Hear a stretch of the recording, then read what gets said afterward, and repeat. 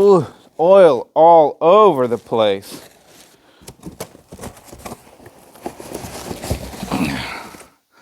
Ta-da!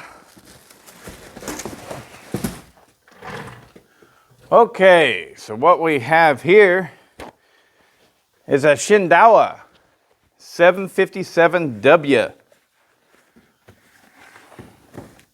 Oh, Lord. Yeah, it poured out that oil all over the place.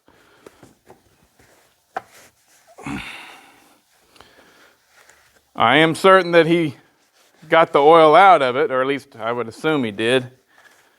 But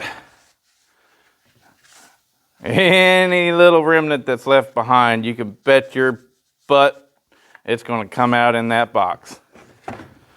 So, Josh sent this to me because he really liked what I did to my Shindaiwa 757. And he wants me to do the same thing to this. Now this one does have a few caveats, meaning it does not currently run. He says his son, he lent it to his son, I believe, to use for a job and something like that, and they left it outside, like over the winter. And sure, it's got a lot of moisture damage and possibly going to need bearings. I think he said it's seized. Oh yeah, as my grandpa would say, tight as a Dick's hat band. I thought this was a wrap chainsaw, but it's clearly not. That's my mistake, I'm sure. But yeah, there you have it. So we're going to do another Shindaiwa 757 for the channel. But this one, now he wants me to do the same thing that I did to mine. And what I did to mine was I trenched the cases and I completely removed the skirt that is beneath the lower transfers on these. These, they have all the transfers, both the lower and the upper, are closed, meaning the only way that you can get fuel to this is through the piston. And so what I did was I opened up that bottom skirt so that I would have more oil or more fuel flow up into my cylinders. And I've always been considering that maybe that was the wrong way to go about it. Maybe it gave me too much crankcase volume. And so what I'm going to do with this, after I break it down and get it to where it'll get it to where I can make it run. You know, it might need new crank bearings, everything, but he's willing, you know, to pay what he needs to get this thing back in running shape, and then on top of that have me port and polish it. So we'll figure out first what we need in order to get it to run, and then ultimately, boy, that's a long way you got to unscrew those. Is that right?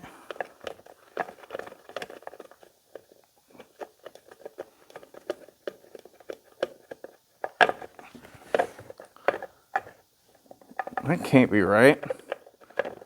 There we go. It was turning this. Aha! So I'm glad I took that off. It does not have an air filter. So he knows that there's going to be a lot of stuff that I need to buy for this, and he is ready for that action. First off, got to have an air filter. Got to. But it looks clean.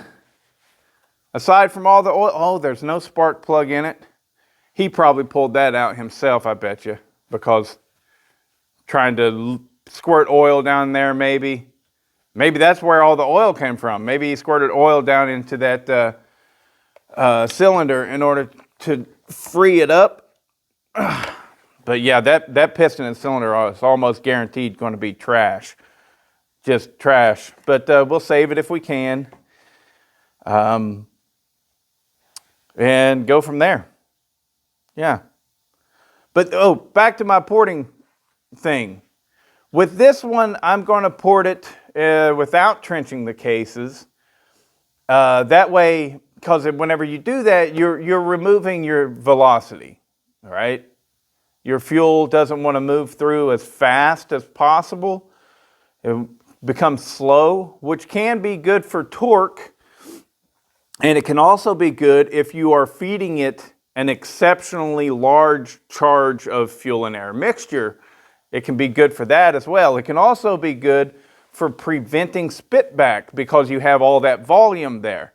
But I think that this thing is going to run better than my Shindaiwa. If it does not, then we'll address that and maybe go back into it and do exactly what I did to my Shindaiwa to it. But I'm pretty sure that we're going to get just as good of results, if not better results, by not trenching the cases and keeping things smaller in the crankcase. After all, a lot of people like the idea of trenching the crankcases and opening it all up and port matching, which can be good. But in this situation, I took a saw that was designed to have all of that stuff smaller, and then I made it bigger, and I didn't give it any more carb or flow, because these things, I found out that they take the exact same intake boot as what's on the Shindaiwa 577, which that's only a 57cc saw. So, or 56cc, something right there. So that tells me right off the jump that it has a small intake. And so increasing all that volume on my bottom end on my chainsaw, well, I'm still being held back by the smaller intake. And so it probably, I wouldn't doubt it if I lost a little power doing that. But it's going to be really great and interesting to see. I'll do this one without trenching the cases, and I have mine already that I can directly compare it to, and we will see if it makes a difference doing it in that manner. That's going to be very interesting. But these are really great saws, really lovely. I mean, they run good and they feel good. They're solid. They're quite heavy, I mean, they're not super heavy, but whenever you compare them to a 372, which is going to put out similar power characteristics and everything, it's like, well, they're kind of heavy. But the build quality is fantastic. They just fit together so well that it's very much like the Dolmars. They just fit together. Everything is really nice on them, and they feel good in the hands, and they're fun to use, fun to operate, and they perform quite well. So just a quick video going, hey, we're going to get a chance to do another one of these things and see if we can't get it to produce even more power than the one that I did for myself. And if it does, then I've got to look at, should I go back into mine and do more to it? Honestly, I've had it in my head with mine the whole, pretty much the whole time, that I would change my intake setup. But I haven't done that yet. It runs so good as it is. It runs fantastic. So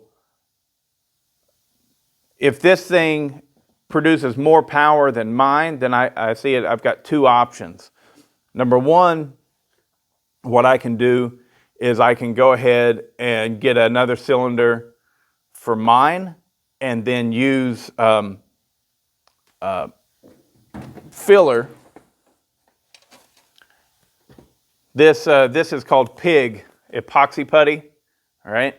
This was sent to me by Cajun, and I have yet to try this out. It's supposed to work wonders. It's supposed to be a very good thing. So if this works better than mine, then I can take mine apart, fill in the crankcase where I had grinded it out, and then get a different cylinder and do it in the same manner as this. So I can do either that, or I can go with the larger intake setup so that I can feed more fuel to mine. But which I think I'd probably lean to the second way of doing things, because my whole point with my Shindaiwa was for a race saw anyways. So, or to get as much power, I should say, out of it. So I'd probably tend to lean towards that and just come up with a completely new intake system for it. I'd have to modify and make the whole new intake boot to accept a different carburetor and everything. It would be probably harder to do that than it would be to go back into the crankcase and fill it all in and report a different cylinder for it. So anyways, this video is kind of pointless, but it does show you another 757 and something for you to look out on the channel for you guys that like these saws. I know I got a lot of you guys that are really interested in these, and for good reason. They're hard to come by, and every time you do, they're just nice saws. There's a lot of talk, and rightly so. I guess I shouldn't say talk, but there's a lot of opinion that they look goofy, you know.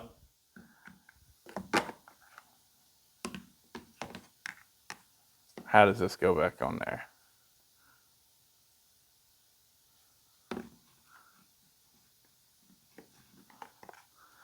Must go like that. No. Like that.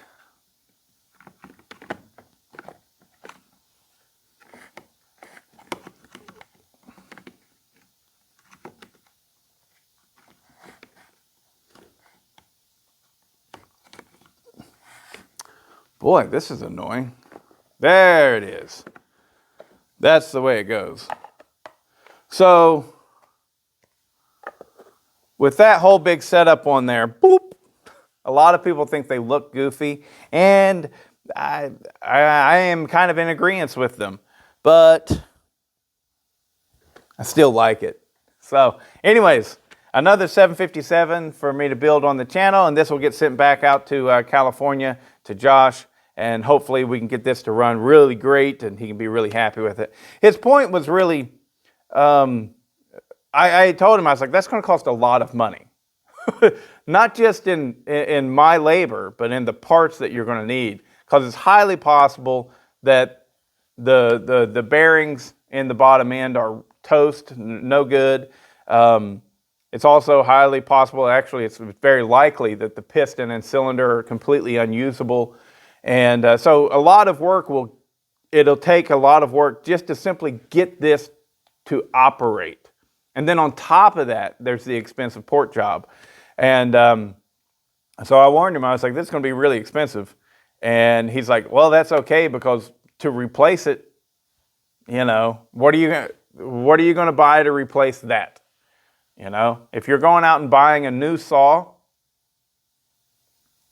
anything in this CC range is going to be $1,000. So the closest thing to it on the market is the Echo 7310, which if I was looking to replace this saw, that is what I would recommend. It's the Echo 7310. But even that, I mean, it's still,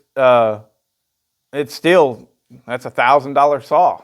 So spend the money on this and still have your really nice old Shindaiwa Classic, and it'll be ported on top of that.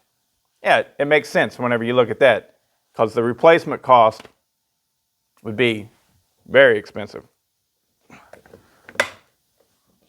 All right, so anyways, there you have it. That's it for this video.